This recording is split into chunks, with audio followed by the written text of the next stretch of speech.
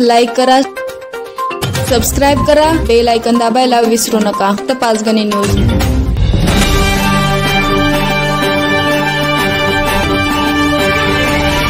पाचगणी करहर मुख्य रस्त्यावरील दापोडे हायस्कूल जवळ असणारा 60 वर्षापूर्वीचा पूल अखेरच्या घटका मोजत असून तातडीने हा पूल दुरुस्त करण्याची मागणी दापोडी गावाबरोबरच परिसरातील नागरिकांनी केली आहे.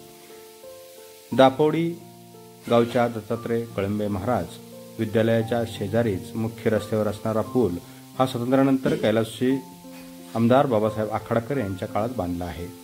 या पुलाच्या खालच्या बाजूला असणाऱ्या दोन्ही भिंतीचे दगड पाण्याने वाहून गेल्याने या भिंतीची धरच निघून गेली, यामुळे भिंत पडण्याच्या स्थितीत आहे.